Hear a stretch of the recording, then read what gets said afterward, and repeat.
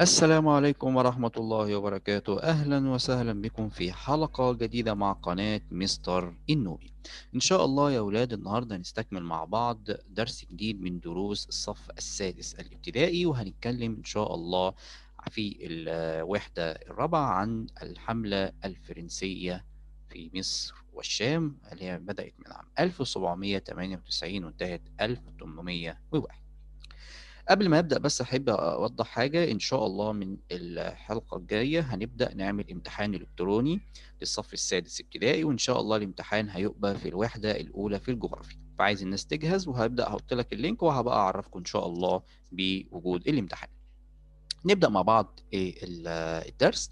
أول حاجة عايزين نفهم يعني إيه كلمة حملة. حملة يعني تجهيز. تجهيز زي ما أقول لك روح حمل حاجة وأنت بتجهز حاجة. طيب هي الحملة دي جاية أهدافها إيه؟ عسكرية حربية. يبقى أما أقول حملة يبقى تجهيز الجيش لتوجيهه لأهداف حربية. طيب لما أقول احتلال، لا ده استيلاء دولة على دولة أخرى قهرا بالقوة، زي الاحتلال الصهيوني في فلسطين. تمام. الحملة الفرنسية على مصر، عايزين نبدأ نعرف هي ليه أصلا الحملة الفرنسية لما بدأت تتجهز اتجهزت في عملية سرية. إيه السبب؟ وذلك يا ولاد لأن كانت الحملة الفرنسية أو دولة فرنسا ما كانتش عايزة تخلي أخبار الحملة تصل إلى إنجلترا. ليه؟ لإنجلترا كانت المنافس الأقوى لفرنسا في تلك الفترة، وطبعا لو عرفت ان فرنسا راح على مصر يبقى دي كانت هتبقى مشكله. طيب ده طبعا قائد الحمله اللي هو نابليون بونابرت اللي كان قائد الحمله ووقف على تجهيز الحمله. طيب برضه عايزين نعرف هي الحمله كانت جايه ليه. تعال نشوف. طيب اسباب الحمله الفرنسيه على مصر، في اسباب معلنه. يعني ايه معلنه؟ اتقالت اتعرفت. وفي اسباب حقيقيه غير معلنه، دي مش معروفه وهي دي اصلا اللي كانت جايه فرنسا بسببها. طيب نبدا بالاسباب المعلنه اللي هي يعتبر مش حقيقيه. فرنسا قالت احنا جايين عشان نأدب المماليك ونحطم قوتهم ونفوذهم ونحمي التجار الفرنسيين الموجودين في مصر من ظلم المماليك.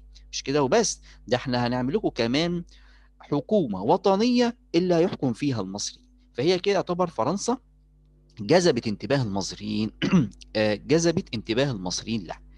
طيب الأسباب بقى الغير معلنة اللي هي مفروض اللي جاية عشانها فرنسا، قطع الصلة بين إنجلترا ومستعمراتها في الهند. هي فرنسا مش عايزة تخلي إنجلترا تروح الهند. الهند كانت مستعمرة إنجليزية، وكانت إنجلترا بتعدي على مصر، فلو فرنسا سيطرت على مصر يبقى كده إنجلترا مش هتقدر تروح الهند. مش كده وبس، ده أنا هعمل مستعمرة جديدة ليا في الشرق اللي هي مصر، وهعوض اللي أنا فقدته من مستعمرات ليا وأخدته مني إنجلترا. ده الأسباب الحقيقية. طيب مستعمرة يعني إيه؟ إقليم يحكمه أجنبي. يعني الإقليم ده يحكمه أجنبي ويكتفي باستغلاله، بيستغل اللي فيه كله اقتصاديا وعسكريا. تعال نشوف بقى تجهيز الحملة. طبعا نابليون كان هو القائم على تجهيزها، قام بتزويدها بكل الأدوات والأسلحة. مش كده وبس، ده كمان يا ولاد كان جاي مجموعة من الكتاب والرسامين والمصورين. ده جاب معاه كمان كده ايه، ده مجموعة من العلماء. عشان كده نابليون عمل لجنة عرفت بلجنة العلوم والفنون. مش كده وبس يا ولاد، ده جاب معاه كمان مطبعة. المطبعة دي بتطبع الحروف الطباعة العربية عشان يقدر يوضح الكلام اللي عايز ينقله للشعب المصري.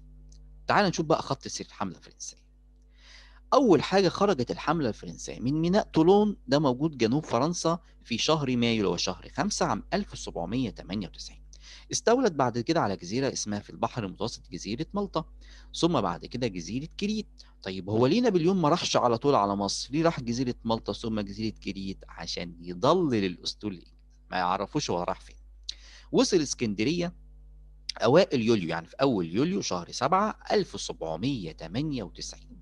أكيد هتبقى في مقاومة، أكيد المصريين مش هيسكتوا. وكان حاكم اسكندرية في الوقت ده يا ولاد كان اسمه محمد قريب. الصراحة الراجل قاوم وبكل شجاعة، ولكن طبعا تتفوق الأسلحة الحديثة على الأسلحة التقليدية، فانهزم تلك المقاومة وتم إعدام محمد قريم رميا بالرصاص.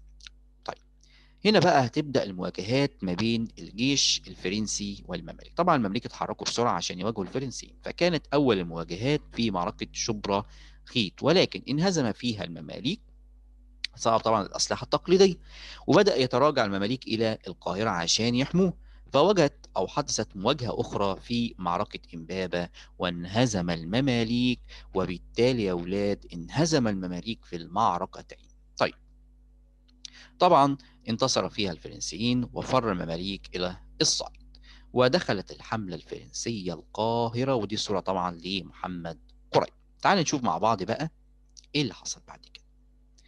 طبعا ده ادي هي يا اولاد خط سير الحمله الفرنسيه داخل مصر، ادي اسكندريه. بعد كده خدوا الطريق ده طبعا في الصحراء الرحمانيه، دي موجوده في بالقرب من محافظه البحيره. ادي شبرا خيت اهي اتهزم فيها المماليك، بعد كده رجع تاني المماليك عشان يلحق يحموا القاهره. فحصلت مواجهه تانيه مع الفرنسيين في امبابه اللي هي يعتبر في الجيزه، وانهزم المماليك، ففر المماليك الى الصعيد وجزء راح الشام.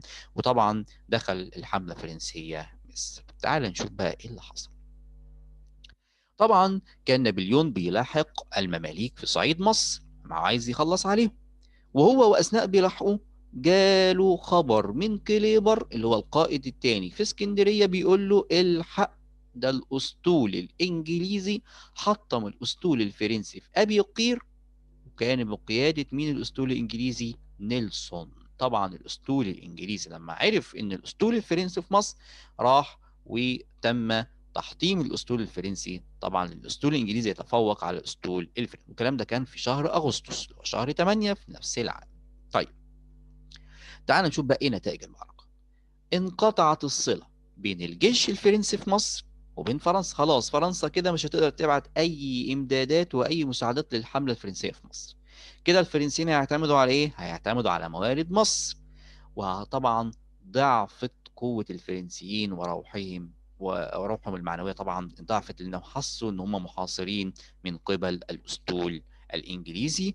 وبالتالي يا أولاد هيبدأ بقى مرحلة جديدة من مراحل الثورات اللي هنتكلم عنها إن شاء الله من بداية الدرس القادم. نستودعكم الله، وما تنسوش إن شاء الله في امتحان إلكتروني الحلقة القادمة.